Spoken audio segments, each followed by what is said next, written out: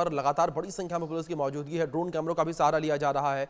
इस बीच आगे बढ़ेंगे, एक बड़ी खबर निकलकर सामने आ रही है, उसका रुख कर लेते हैं। वो जानकारी अपने दर्शकों तक हम पहुंचा दें, जहां अलविदा जुमे की नमाज को लेकर दिल्ली में भी अलर्ट जारी किया गया है। देश की राजधानी में भी अलर्ट जारी कर दिया गया है। दिल्ली पुलिस की संवेदनशील इलाकों में नजर बनी हुई है। कई संवेदनशील इलाकों को पॉइंट आउट किया गया है। सोशल मीडिया पर दिल्ली पुलिस लगातार नजर बनाए हुए है। पड़ोसी राज्य यूपी को देखते हुए दिल्ली पुलिस इस वक्त अलर्ट मोड पर है। दिल्ली पुलिस चप्पे चप्पे पर सुरक्षा के कड़े इंतजाम किए हुए है। दिल्ली के सभी जिलों में सुरक्षा को लेकर मीटिंग भी हुई है। तो अलविदा जुमे की नमाज को लेकर अलर्ट जारी किया गया है। और इस बीच दिल्ली से हमारे सहयोगी आदित्य जुड़ गए हैं, उनका रुख करेंगे। आदित्य, बात दिल्ली को लेकर की जाए, दिल्ली में कई विधायकों के बयान जो है वो नमाज को लेकर सामने आए थे कि खुले में नमाज न पढ़ी जाए, उसको लेकर विरोध भी देखने को मिला था। इस वक्त दिल्ली में क्या कुछ एहतियाती कदम उठाए गए हैं अलविदा जुमे की नमाज को लेकर? स्पीकर चालू था। जी अभिषेक, मैं आपको बताऊं कि जिस तरीके से आपने बताया कि दिल्ली में भी उसी तरीके की जो व्यवस्था है वो किया गया है, क्योंकि उत्तर प्रदेश राज्य है और उत्तर प्रदेश। हाँ, आदित्य, आपका डिवाइस म्यूट है, प्लीज उसे अनम्यूट कीजिए। जी अभिषेक, आपने जैसे बताया अभिषेक कि जिस तरीके से दिल्ली से पड़ोसी राज्य जो है उत्तर प्रदेश, और वहां पर जिस तरीके से संभल में और मेरठ में जिस तरह की स्थिति हुई है जुम्मे के नमाज के समय में, संभल में जिस तरह की स्थिति उत्पन्न हुई थी, उसके बाद मेरठ में जिस तरीके से पुलिस प्रशासन ने जो एक आदेश जारी किया है कि आप सड़कों पे नमाज नहीं पढ़ सकते, उसी तरीके की स्थिति आपको दिल्ली में भी दिखाई दे रही है। दिल्ली में भी कई नेताओं ने जो सीपी है उनको, दिल्ली की जो पुलिस कमिश्नर है उनको चिट्ठी लिखी थी और इस तरीके की तमाम जो बातें हैं वो कही थी, जिसमें ये कहा गया था कि जुम्मे की नमाज है वो सड़कों पे या छतों पे ना पढ़े जाए। उसी के बाद से यहाँ पर भी उसी तरीके की स्थिति है और यहाँ पर तमाम तरीके की जो मेजर्स है वो उठाए गए ताकि किसी तरीके से कोई सुरक्षा में चूक ना हो जाए। तो किसी तरीके से भी कोई ऐसी घटना या कोई ऐसा फेसबुक पोस्ट या कोई भी सोशल मीडिया पोस्ट ऐसा ना हो जो विवाद खड़ा कर दे। इस सबको देखते हुए पूरे तरीके से नजर बनाए हुए है दिल्ली पुलिस ने भी। सभी सोशल मीडिया साइट्स को जितने भी हैं सब पे नजर बनाए हुए हैं कि किसी तरीके से कोई भी ऐसी पोस्ट जो लोगों को भड़का सके या लोगों के खिलाफ में एक जो धार्मिक भावना है उसको आहत किया जा सके, उसको लेकर के पूरी तरीके से जो चाक चौबंद है वो है। दूसरी बात, वक्फ को लेकर के जो वक्फ बिल को लेकर के जो बातचीत चली, उसके बाद से all India Muslim personal board जो है वो उसने भी एक जो ट्विटर पे एक पोस्ट जारी करके एक बयान दिया है जिसमें उन्होंने कहा है कि जो भी नमाजी नमाज पढ़ने जाएंगे वो अपने बाह में काला पट्टा बांध के जाएंगे, क्योंकि एक तरफ जहां पर नमाज चल रहा है, दूसरी तरफ एक तरफ जहां वक्त की वजह से लोग लगातार आंदोलन कर रहे हैं। इस सबको देखते हुए भी व्यवस्था जो है सख्त की गई है। मैं अभी मौजूद हूँ जामा मस्जिद में, मशहूर जामा मस्जिद है दिल्ली का। मैं आपको यहाँ की तस्वीरें दिखा देता हूँ। ये देखिए, यहाँ जो है लोग लगातार अभी, क्योंकि सुबह का समय है और जुमे का जो समय आएगा वो दोपहर 1 बजे से यहाँ शुरू होगा। उससे पहले यहाँ अभी जो है जो लोग लगातार खरीदारी करने के लिए मार्केट में आ रहे हैं, क्योंकि ये जो पूरा इलाका है ये खरीदारी और सामान के लिए बहुत ही ज्यादा मशहूर है और दूर दराज से लोग आते हैं यहाँ पर सामान खरीदने के लिए। जी बिल्कुल, तीन चीजें, बिल्कुल आदित्य, जाहिर तौर पर दिल्ली को लेकर बात की जाए तो देश की राजधानी में भी जो है इस वक्त लगातार अलर्ट जारी किया गया है। मैं अपने सभी सहयोगियों से कहूंगा कि आप बने रहे हमारे साथ। इस बीच कुछ तस्वीरें सामने आ रही हैं, वो तस्वीरें हम अपने दर्शकों तक पहुंचा दें। ये तस्वीरें निकलकर सामने आई हैं जहां मस्जिद में ही नमाज अदा करने की बात कही गई है, अफवाहों से बचने की अपील की गई है। दूसरी ओर पुलिस का फ्लैग मार्च जो है वो देखने को मिला। पुलिस की टीम एहतियात के तौर पर फ्लैग मार्च करती नजर आई है। दूसरी ओर सड़क पर नमाज पढ़ने से रोक लगाई गई है और सुरक्षा के पुख्ता इंतजाम किए गए हैं। चप्पे चप्पे पर पुलिस बल की तैनाती है और चप्पे चप्पे पर पुलिस बल की नज़र जो है वो बनी हुई है। कंट्रोल रूम बनाए गए हैं और सीसीटीवी कंट्रोल रूम में नज़र लगातार रखी जा रही है। दूसरी ओर ड्रोन कैमरों की भी सहायता ली जा रही है। जो सेंसिटिव जोन है और जो सेंसिटिव जोन है वहाँ पर ड्रोन कैमरों की सहायता से लगातार नज़र रखी जा रही है और उन जगहों को चिन्हित करने के बाद वहां पर पुलिस की चौकसी बढ़ा दी गई है ताकि अलविदा नमाज को लेकर, अलविदा जुमे की नमाज को लेकर किसी भी प्रकार से कोई अशांति न फैले, उसको ध्यान में रखते हुए यहां पर पुलिस की टीम के द्वारा, शासन प्रशासन के द्वारा कई एहतियाती कदम उठाए गए हैं। लोगों से भी अपील की गई है कि कोई भी जो है वो खुले में नमाज ना पढ़े। आदित्य, मैं रुक करूंगा आपका एक बार फिर से कि जिस तरीके से यहाँ पर खुले में नमाज पढ़ने को लेकर पहले भी विरोध देखने को मिला, ऐसे में अगर बात दिल्ली पुलिस की टीम को लेकर करें तो दिल्ली पुलिस की टीम किस तरीके से अलर्ट नजर आ रही है? और आदित्य, साथ ही ये भी जानना चाहेंगे कि दिल्ली में कौन कौन से सेंसिटिव जोन जो है वो पॉइंट किए गए हैं, चिन्हित किए गए हैं? जी अभिषेक, आपने बहुत ही अच्छा सवाल किया है। ये बेहद जानना जरूरी है क्योंकि लोग अवेयर भी होंगे। दिल्ली में जो दिल्ली पुलिस है, जितने भी पॉइंट्स हैं, जहां पे एंट्री पॉइंट्स है, वहां पे बहुत ही जो सख्त इंतजाम किए गए, क्योंकि आप देखेंगे कि दिल्ली से सटा हुआ उत्तर प्रदेश राज्य है, और उत्तर प्रदेश में संभल में जो देखने को मिला, या अभी मेरठ में जिस तरीके से पुलिस के बयान आए हैं, या जिस तरीके से वक्फ को लेकर के लगातार आंदोलन चल रहा है, बीते दिनों भी आंदोलन देखने को मिला, पटना में देखने को मिला, और वक्फ के तरफ से वक्फ का जो बिल है उसको, इसके विरोध में और भी आंदोलन की तैयारी है। इस सबको देखते हुए दिल्ली पुलिस जो है चाक-चौबंद तैयार किए हुए है।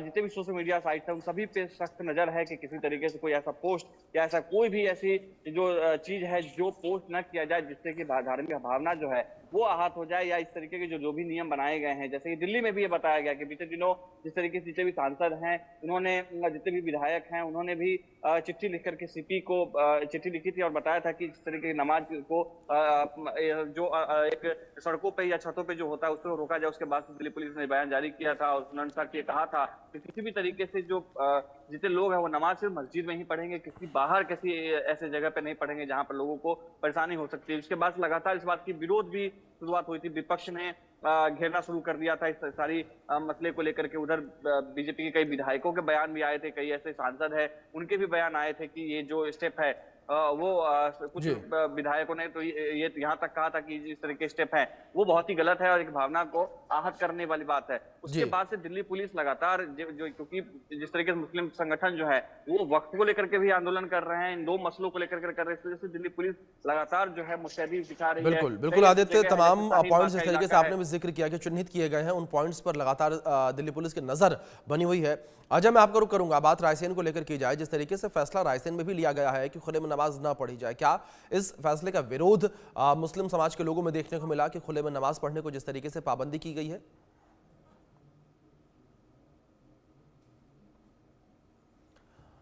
अजय, आपका डिवाइस म्यूट है, प्लीज उसे अनम्यूट करें। जी जी सवाल एक बार फिर से दोहराएं। बिल्कुल अजय, मैं ये पूछ रहा था कि जिस तरीके से यहाँ पर शासन प्रशासन के द्वारा एहतियात के तौर पर कहा गया है, ये आदेश जारी किया गया कि खुले में नमाज ना पढ़ी जाए, क्या इस फैसले को लेकर मुस्लिम समाज के लोगों में कोई नाराजगी देखने को मिली कि खुले में नमाज पढ़ने को लेकर मनाही है? नहीं, ऐसा कुछ देखने को नहीं मिल रहा कि मुस्लिम समाज में किसी प्रकार की कोई नाराजगी देखने को मिली हो। हालांकि क्योंकि रायसेन का जो पिछला इतिहास है वो अति संवेदनशील है, लेकिन लगभग 1984 के जो दंगे हुए थे उसके बाद रायसेन में वो स्थितियां चेंज होती चली गई, परिवर्तित होते चले गए। हालांकि क्योंकि अलर्ट मोड पर रहता है जिला प्रशासन, क्योंकि किसी भी अनहोनी से निपटने के लिए अगर जुमे के अलविदे की जुमे की नमाज की बात कर ली जाए तो जैसा कि मैंने बताया कि 10 से 12 मस्जिदों में जुमे अलविदे की जुमे की नमाज अदा कराई जाती है, तो निश्चित रूप से जहाँ पुलिस प्रशासन की एक बड़ी जिम्मेदारी नगर में बन जाती है, तो भाई उन्होंने जिसे 80 पुलिस कर्मियों की ड्यूटी लगाई है लगभग सभी मस्जिदों में किसी भी अनहोनी से निपटने के लिए।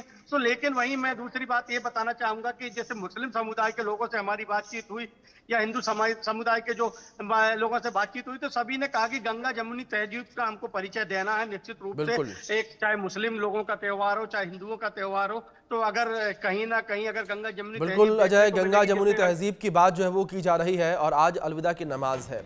फिलहाल अजय, प्रमोद, जावेद, आदित्य, आप चारों का बहुत शुक्रिया जुड़ने के लिए और इन तमाम अहम जानकारियों के लिए भी और तस्वीरों के लिए भी। दूसरी ओर ईद पर नमाज के पहले सियासी घमासान जारी है और यूपी के सीएम योगी आदित्यनाथ ने सड़कों पर नमाज न पढ़ने के निर्देश दिए हुए हैं।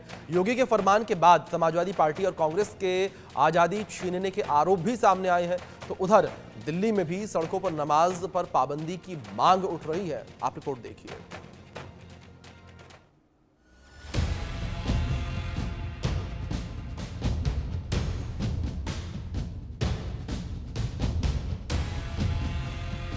ईद से पहले यूपी के सीएम का फरमान आ गया। शांति, सुरक्षा और सौहार्द के लिए सीएम योगी ने सख्त निर्देश जारी कर दिया। यूपी पुलिस को सीएम योगी ने निर्देश दिए कि संवेदनशील जगहों पर निगरानी रखें, ईद पर किसी भी प्रकार की नई परंपरा न शुरू हो, सड़कों पर नमाज न पढ़ी जाए, नियमों का उल्लंघन करने वालों पर सख्त कार्रवाई की जाए।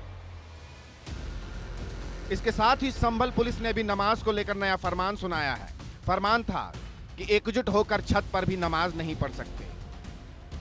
छतों पर नमाज अदा करना कोई परंपरागत रूप से नहीं है। यह मात्र इसलिए रोका जा रहा है जिससे कि दुर्घटना घटित हो सकती है और इसकी पूरी संभावना है कि भारी संख्या में छतों पर भीड़ जमा हो जाए और तत्पश्चात कोई घटना घटित हो जाए, इसीलिए इसको रोका गया।